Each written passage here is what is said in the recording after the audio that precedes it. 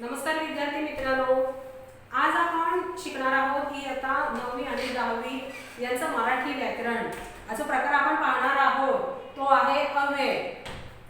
आधी जे प्रकार पाहिले ते सव्यय म्हणजेच काय, विकारी आणि अविकारी आपण शब्द पाहणार होतो.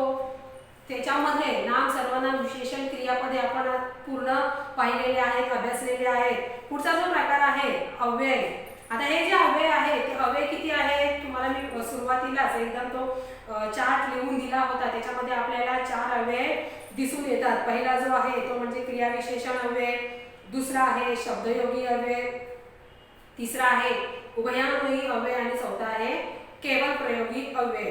त्याच्यामध्ये जो पहिला आहे तो क्रिया विशेषण अव्यय, पण त्याच्या आधी अव्यय म्हणजे काय ते थोडक्यात आपण पाहणार आहोत.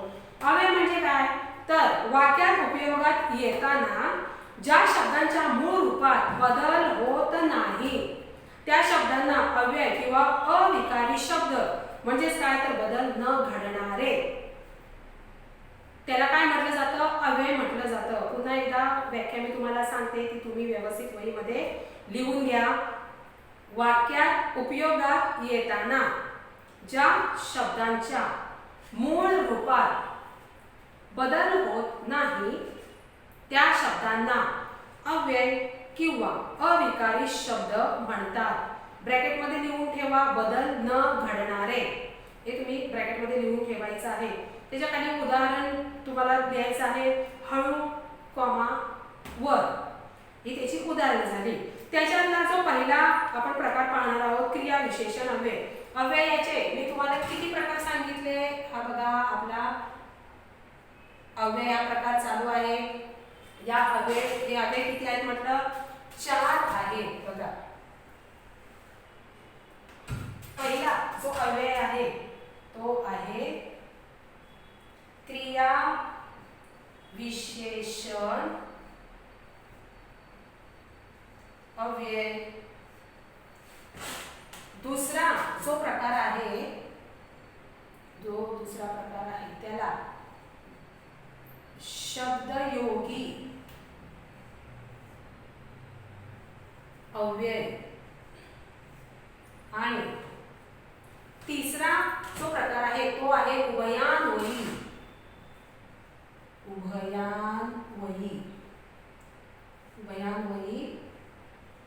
अव्यय. आणि जो चौथा आहे त्याला केवळ प्रयोगी अव्यय असं म्हटलं जातं. केवळ प्रयोगी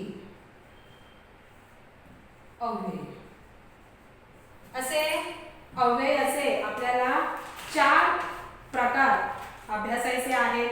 त्याच्यामध्ये जो पहिला आहे, पहिला म्हणजे कुठला, क्रिया विशेषण अव्यय. आता क्रिया विशेषण अव्यय म्हणजे काय थोडक्यात आपण पाहू.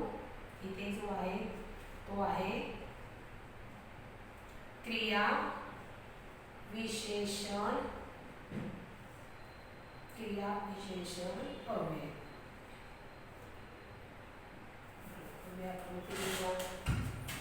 अव्यय हा झाला पहिला प्रकार.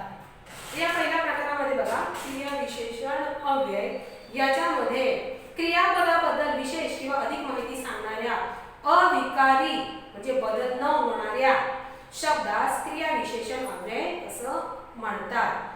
पुन्हा एकदा मी या क्रिया विशेषण अव्ययाची व्याख्या सांगते, तुम्ही व्यवस्थित लिहून घ्या. व्याख्या बघा, क्रियापदाबद्दल विशेष किंवा अधिक माहिती सांगणाऱ्या अविकारी ब्रॅकेटमध्ये टाका बदल न होणाऱ्या शब्दास क्रिया विशेषण अव्यय म्हणतात. एक ओळ सोडून पुन्हा तुम्हाला लिहायचं आहे वाक्यात घडणारी क्रिया. बघा इथे तुम्हाला काय लिहायचं आहे, वाक्यात घडणारी क्रिया. वाक्यात घडणारी क्रिया केव्हा, कोठे, केव्हा, कोठे, किती वेळा व कशी घडली, किती वेळा व कशी घडली, केव्हा, कशी व कशी घडली याविषयी अव्यये माहिती सांगतात. याविषयी ही अव्यये काय करतात, माहिती सांगतात.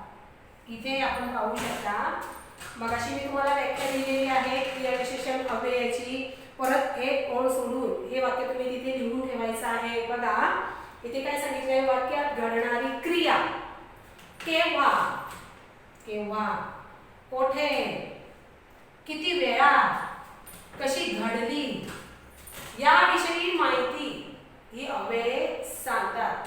तेव्हा त्याला काय म्हटलं जातं, क्रियाविशेषण अव्यय. म्हणजे ही जी वाक्य आहे ती तुम्ही व्यवस्थित लिहून घ्या. त्याच्यावरून तुम्हाला वाक्य कशी आहेत, उदाहरण कशी आहेत ती समजणार आहे. याचं जे पहिलं उदाहरण आहे क्रियाविशेषण अव्ययाचं, ते बघा कसं आहे. संदीप दररोज व्यायाम करतो. इथे पहिलं उदाहरण आपण घेऊ शकतो. संदीप दररोज व्यायाम करतो.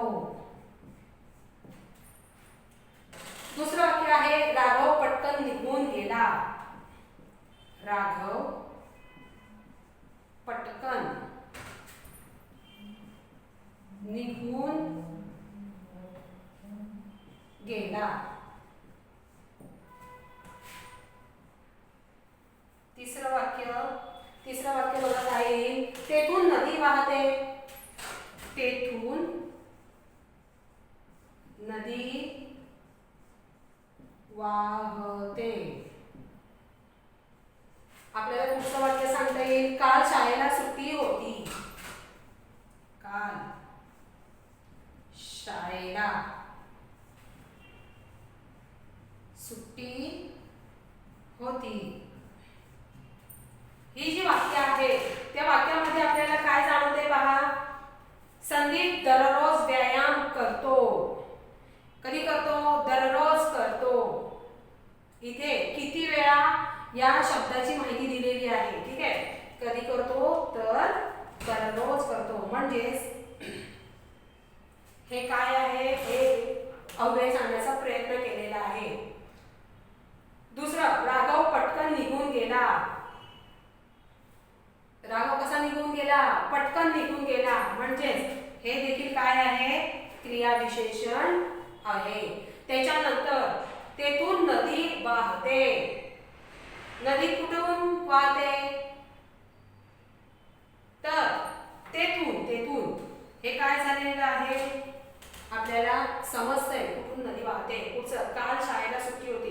केव्हा सुट्टी होती, तर काल होती. काल म्हणजे काय, हे आपल्याला समय सांगितलेला आहे, टाइम सांगितलेला आहे. ही काय झाली, ही तुमची उदाहरणं झाली, क्रियाविशेषण अव्ययाची उदाहरणं झालेली आहे. व्यवस्थित लिहून घ्या.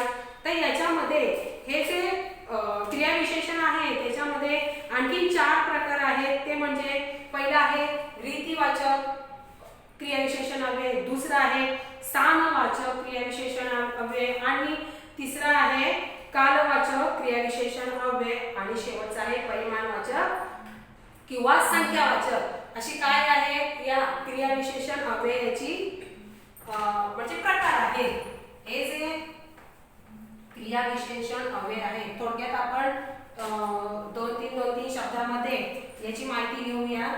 ते तुम्ही वहीमध्ये लिहून घेतलं तर तुम्हाला व्यवस्थित क्रियाविशेषण अव्यय म्हणजे काय, तो कसा ओळखावा हे लक्षात येईल. पहिला जो आहे याचा प्रकार क्रियाविशेषण अव्ययाचा, तो कसा ओळखावा ते आपण लिहून घेतो आहोत. पहिला आहे रीतिवाचक. इथे बघा,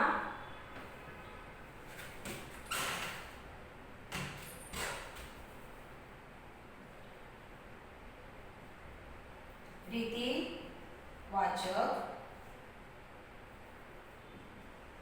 क्रियाविशेषण अव्यय.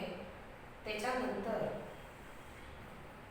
रीतिवाचक क्रियाविशेषण अव्यय, त्याच्यानंतर स्थानवाचक काय तर जागा, स्थान वाचक क्रिया विशेषण अव्यय. पुढचं आहे कालवाचक. इथे आपण लिहू शकतो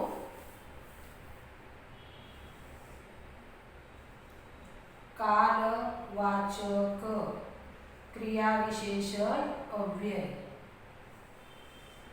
शेवटचं जे आहे ते परिमाणवाचक. परिमाणवाचक किंवा इथे संख्यावाचक असं देखील म्हणतात. संख्यावाचक. हा काय झालेला आहे, हा तुम्ही एक असा बॉक्स तयार करायचा आहे आणि त्याच्यामध्ये जी काही अव्यये घातली जातात ती पाहणार आहोत आपण. बघा इथे रीतिवाचक. रीतिवाचक मध्ये काय काय येईल बघा. चटकन, सतत, गुपचूप, अलगद. याच्यामध्ये बघा काय येईल. चटकन, पटकन, गुपचूप, हळूहळू, हळू हळूहळू. त्याच्यानंतर अजून सावकाश, झपाट्याने, सावकाश, सावकाशी, झपाट्याने किंवा जोमाने, जोमाने. त्याच्यानंतर त्वरेने, त्वरेने. ठीक आहे. ही कशामध्ये येतील. रीतिवाचक क्रिया विशेषण अव्ययामध्ये हे शब्द येतील. दुसरं स्थान. स्थान म्हणजे काय सांगितलं मी. स्थान म्हणजे जागा. आत, बाहेर, अलीकडे, पलीकडे, समोर. ही काय झालेली आहे. जागा झालेली आहे. म्हणजे स्थान बद्दल माहिती दिलेली असते. तेव्हा इथे काय लिहिता येईल आपल्याला. आत, बाहेर, समोर, मागे, पुढे. आत, बाहेर, मागे, समोर, अलीकडे, पलीकडे, अलीकडे, पलीकडे, अलीकडे, पलीकडे. त्याच्यानंतर आजूबाजूला, जिकडे तिकडे, आजूबाजूला, जिकडे तिकडे. हे जे शब्द आहेत ते आपल्याला काय दर्शवतात. स्थान दर्शवतात. आणि इकडे जे शब्द मी तुम्हाला दिलेले आहेत चटकन, पटकन, गुपचूप, हळू, सावकाश, त्याच्यानंतर झपाट्याने, त्वरेने. हे जे शब्द आहेत ते शब्द आपल्याला काय दर्शवतात तर रीतिवाचक. पुढचं जो त्यातला प्रकार आहे कालवाचक. काल म्हणजे काय. टाइम सांगितलेला असतो, समय सांगितलेला असतो. याच्यामध्ये आपल्याला काय काय लिहिता येईल तर आज, उद्या, आता, अजून. इथे बघा आज, आज, आता. त्याच्यानंतर अजून काय येईल. अजून, सकाळी, उद्या, परवा. अजून, सकाळी, उद्या, परवा. या शब्दावरून आपल्याला काय कळतंय की हे कसले शब्द आहेत. कालवाचक. याच्यातून आपल्याला काय कळत आहे तर टाइम कळतो आहे, वेळ समजते आहे. पुढचं जे आहे परिमाणवाचक किंवा संख्यावाचक. याच्यामध्ये आपल्याला काय करता येईल. थोडे, फार, जास्त, दोनदा. बघा थोडे, फार, जास्त किंवा दोनदा. असे जेव्हा वाक्यामध्ये शब्द येतील तेव्हा आपल्याला काय ओळखायचं आहे तर ते वाक्य परिमाणवाचक किंवा संख्यावाचक आहे. ठीक आहे. म्हणजे हा जो प्रकार आहे तो आपण कोणता पाहिलेला आहे क्रियाविशेषण अव्ययाचा. आणि त्याच्यामधले हे जे प्रकार आहे ते फक्त तुम्हाला मी उदाहरणं दिलेली आहेत. याच्यावरून या शब्दांवरून तुम्हाला चटकन ओळखता येईल की हे वाक्य कोणत्या प्रकारातलं आहे. त्याच्यासाठी हा जो काही टेबल दिलेला आहे तो तुम्ही वहीमध्ये लिहून काढायचा आहे.